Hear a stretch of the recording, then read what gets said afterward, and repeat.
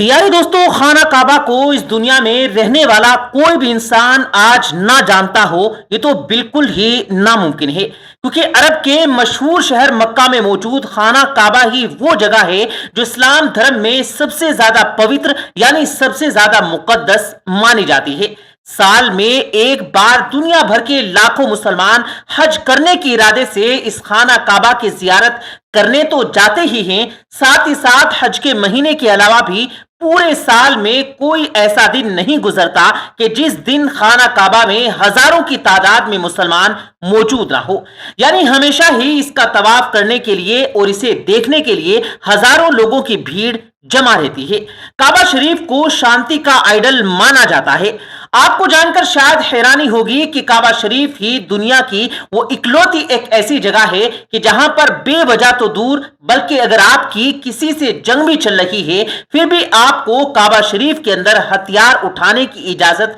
نہیں ہوتی۔ لیکن دوستو، آج کی اس ویڈیو میں ہم آپ کو 1979 یعنی 1979 کے ایک ایسے حادثے کے بارے میں بتائیں گے کہ جسے سن کر آپ کے رونگٹے کھڑے ہو جائیں گے۔ آپ لوگوں میں سے جو بھی کعبے سے جڑے اس حادثے کے بارے میں پہلی بار سنے گا یقیناً اس کا دل خوف سے دہل اٹھے گا۔ دوستو، یہ کہانی ہے لگ بھگ آج سے 40 سال پہلے کی۔ 20 نومبر 1979 کا دن تھا اور اسلامی کیلنڈر کے حساب سے محرم کی 1 تاریخ تھی۔ صبح کے لگ بھگ 4:30 سے 5 بج چکے تھے اور ہر دن کے دستور کے مطابق ہی کعبہ شریف میں موجود سارے لوگ ہی اپنی فجر کی نماز کی تیاری کر رہے تھے، لیکن کعبہ شریف میں موجود کسی بھی انسان کو اس بات کا احساس نہیں تھا کہ کچھ دیر بعد ہی کچھ ایسا خطرناک اور خوفناک ہونے والا ہے جو آج سے پہلے کبھی بھی اسلامک ہسٹری میں نہیں ہوا تھا۔ دوستو، جیسے ہی فجر کی نماز میں کعبے کے امام نے سلام پھیرا، ویسے ہی آگے کی لائن میں ہی بیٹھے کچھ لوگ اپنے اپنے ہتھیار لے کر کھڑے ہو گئے اور انہوں نے فوراً کعبے کے اندر موجود سارے لوگوں کو قیدی بنا لیا۔ بتایا جاتا ہے کہ اس وقت کعبے کے اندر لگ بھگ ہزاروں کی تعداد میں لوگ نماز ادا کر رہے تھے اور ان سارے ہی لوگوں کو ہتھیار کے بل پر قیدی بنا لیا گیا تھا۔ ہتھیار کے دم پر ہزاروں بے گناہ لوگوں کو قیدی بنانے والے اس گروپ کا جو لیڈر تھا اس کا نام جوہیمن الحطیبی بتایا جاتا تھا۔ جوہیمن الحطیبی نام کے اس ماسٹر نے سب سے پہلے کعبے کے امام سے مائک چھینا اور اس مائک میں بولنا شروع کر دیا۔ جوہیمن الحطیبی نے کعبے کے اندر موجود لوگوں سے کہا کہ اے لوگو، ہم سبھی جانتے ہیں کہ قیامت بالکل قریب ہے اور آج ہم ایک ایسے دور میں جی رہے ہیں کہ جب ظلم اور نا انصافی کا بول بالا ہے اور ہمارے نبی کے فرمان کے مطابق قیامت سے پہلے ایسے نا انصافی اور ظلم کے دور میں اللہ کا ایک نیک بندہ پیدا ہوگا جسے ہم سب حضرت امام مہدی کے نام سے جانتے ہیں۔ حضرت امام مہدی پوری دنیا میں امن پھیلائیں گے اور اس نا انصافی اور ظلم کے دور کو ختم کریں گے،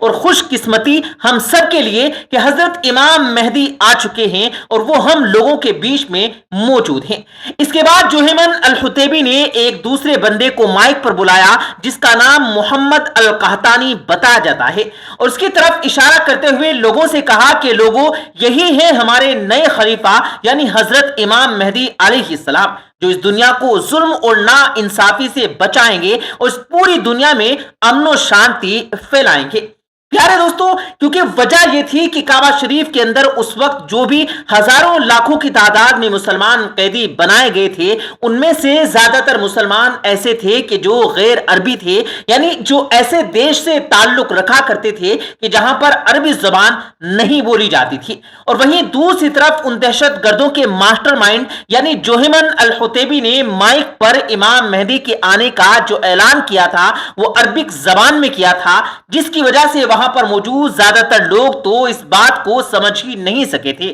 لیکن کچھ پرسنل لوگ جو عربک جانتے تھے اور اس کی بات سمجھ گئے تھے وہ لوگ بھی بہت بڑی پریشانی میں مبتلا ہو گئے تھے، جو کہ وہ لوگ نہیں سمجھ پا رہے تھے کہ یہ سچ میں وہی امام مہدی ہیں کہ جس کے آنے کی خبر ہمارے نبی صلی اللہ علیہ وسلم نے دی ہے، یا پھر یہ کوئی مکار، جھوٹا اور فریبی انسان ہے۔ بہت سارے لوگوں نے اس پریشانی کی وجہ سے باہر بھاگنے کی بھی کوشش کی، لیکن وہ سارے کے سارے لوگ ناکامیاب ہوئے، کیونکہ باہر جانے والے سبھی راستوں کو زنجیروں سے لاک کر دیا گیا تھا اور سبھی دروازوں پر بندوق لیے ہوئے بندوں کو کھڑا کر دیا گیا تھا۔ پیارے دوستو، محمد القحطانی یعنی جو اپنے آپ کو امام مہدی بتا رہا تھا، وہ جوہیمن الحطیبی کا رشتے میں بہنوئی تھا، یعنی وہی جوہیمن الحطیبی جو اس پورے حملے کا ماسٹر مائنڈ بھی تھا۔ بتایا جاتا ہے کہ جوہیمن الحطیبی یعنی جس نے اس پورے حملے کی پلاننگ کی تھی، وہ نجد کے ایک قبیلے بدو سے تعلق رکھا کرتا تھا۔ اس کا خاندان بھی عرب میں ایک طاقتور اور بھاری بھرکم خاندان مانا جاتا تھا۔ اس کی وجہ یہ تھی کہ کسی دور میں اس کے دادا ابن سعود کے بڑے قریبی رہے تھے۔ اتنا ہی نہیں، جوہیمن الحطیبی نام کا یہ انسان ایک عالم دین بھی تھا۔ 1978 میں سعودی گورنمنٹ کے خلاف بغاوت کرنے کے جرم میں اسے جیل میں بھیج دیا گیا تھا اور جیل میں ہی اس کی ملاقات محمد القحطانی نام کے اس انسان سے ہوئی تھی کہ جس نے بعد میں امام مہدی ہونے کا دعویٰ کر دیا تھا۔ جیل میں ہی محمد القحطانی نے اسے بتایا تھا کہ میرے پاس اللہ کی وحی آئی ہے اور میں ہی امام مہدی ہوں کہ جس کے آنے کا انتظار پوری دنیا کے مسلمان کر رہے ہیں۔ جوہیمن الحطیبی نے محمد القحطانی کی جھوٹی بات پر یقین کر لیا اور آگے کی پلاننگ شروع کر دی، اور جیل میں ہی ان دونوں نے یہ منصوبہ بنانا شروع کر دیا تھا کہ وہ آخر کس طرح سے سعودی گورنمنٹ کا تختہ پلٹ کریں گے۔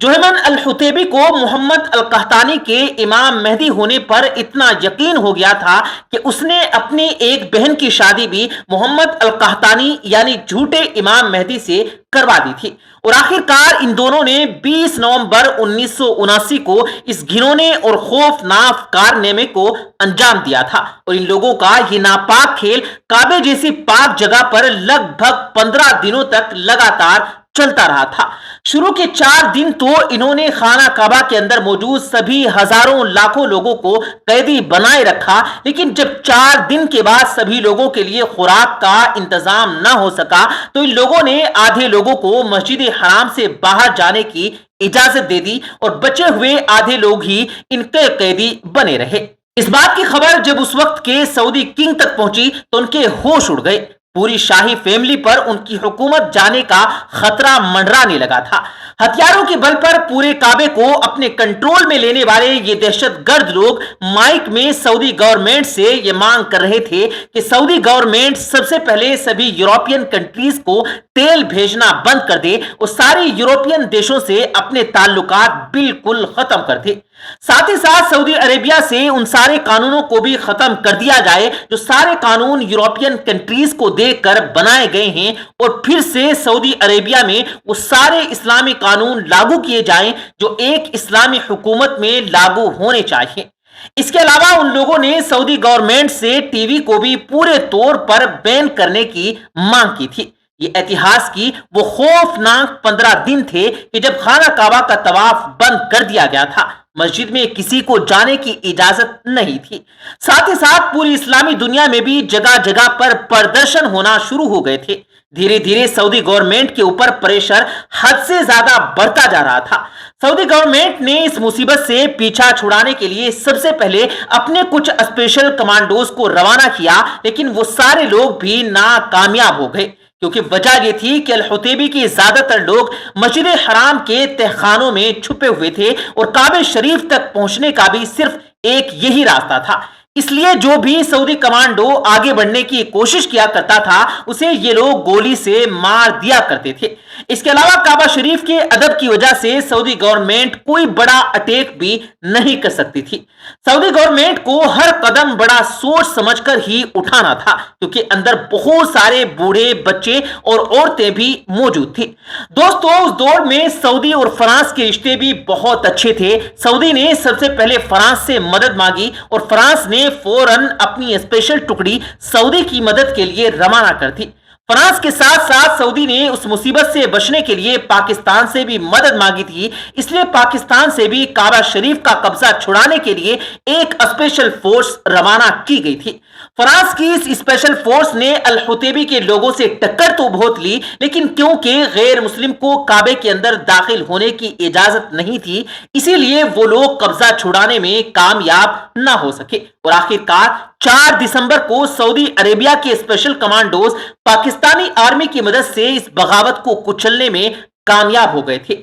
بتایا جاتا ہے کہ پاکستانی آرمی نے مسجد حرام کے تمام تہخانوں میں پانی چھوڑ دیا تھا، اور ان پانی میں بجلی کے تاروں کو ڈال دیا گیا تھا تاکہ تہخانوں میں چھپے ہوئے سارے دہشت گرد باہر آ جائیں۔ اتنا ہی نہیں، بہت سارے ٹائروں کو بھی جلایا گیا تھا جس کے دھوئیں کو تہخانے میں چھپے ہوئے لوگ برداشت نہ کر سکے، اور آخر کار پریشان ہو کر وہ سارے دہشت گرد باہر نکلنے پر مجبور ہو گئے تھے۔ باہر نکلتے ہی ان سب کو گرفتار کر لیا گیا تھا، اور پھر کچھ دن کے بعد ہی سب کے سامنے ان سب کے سر کو قلم کر دیا گیا تھا، یعنی ان کی گردنوں کو اڑا دیا گیا تھا، تاکہ فیوچر میں دوبارہ کوئی بھی انسان خانہ کعبہ میں ایسا قدم اٹھانے سے پہلے 100 بار سوچے۔ لگ بھگ 15 دن چلے اس آپریشن میں ان دہشت گردوں کے علاوہ بھی سینکڑوں بے گناہ لوگ ایسے تھے کہ جو اپنی جان گنوا بیٹھے تھے۔ محمد القحطانی نام کا وہ جھوٹا شخص جو اپنے آپ کو امام مہدی بتا رہا تھا، وہ بھی اس آپریشن میں